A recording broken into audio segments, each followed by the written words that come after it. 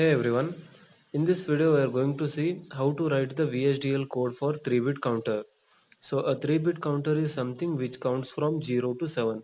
So that is basically counting from, it will be starting at 000 and it will be ending at 111. So this is decimal equivalent for 0 and this is decimal equivalent for 7. So from 0 to 7 it will be counting 8 bits totally.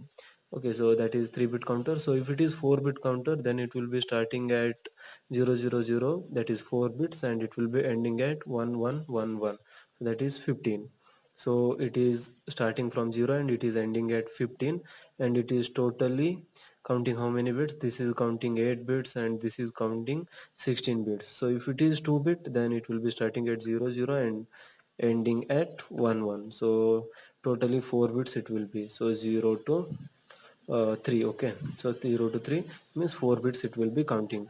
So like this, this is just a quick introduction for counters. So that is what is meant by counter and how they work. So if you want a detailed video, please guys check the playlist. So I have uploaded already, so you can see that video first, and then if you come for this one, it becomes very easy for us to write the code. So if you don't know the structure of counter itself and how it works and what is the significance of reset, clock, and truth table for that one, then it may feel difficult for you to understand this code.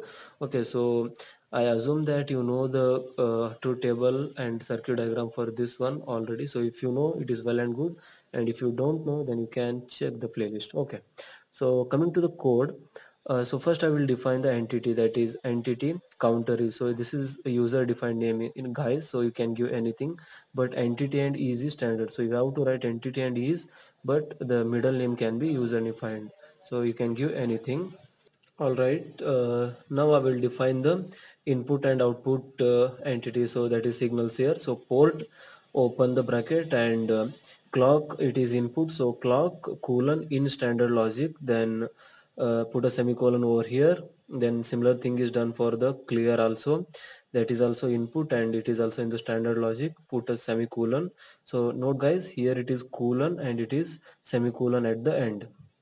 Okay, so then Q is acting as the input as well as output, because it is acting both as input and output. So for the next state, it will be acting as the input, and for the present state, it will be like a output.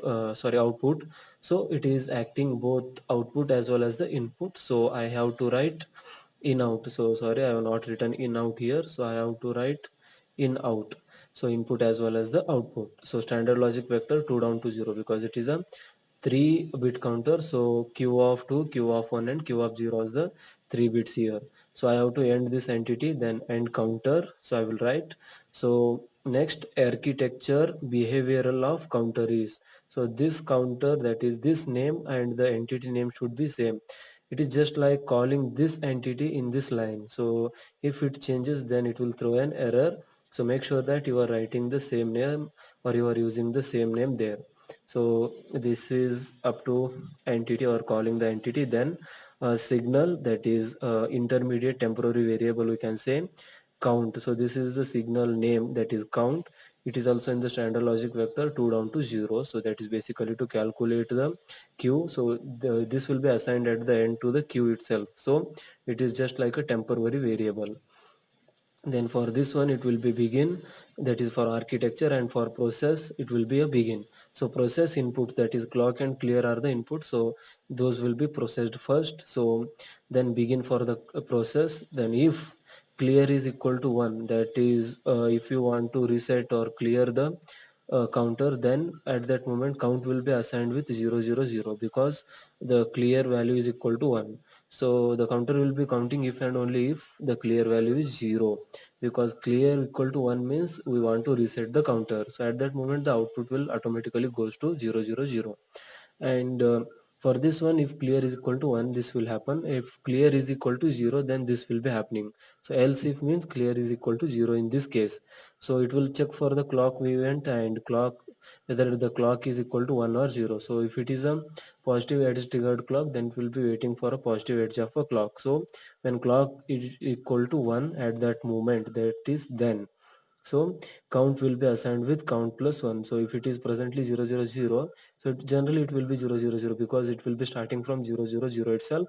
So the count will increase to count plus 1 means 0001. So it will be transferring from 0 to 1. Okay, so it will be like in a loop. So and if, so this and if is ended here, then end process. Okay, so then q is assigned with the value of count here, then and the behavioral description, that is and behavioral.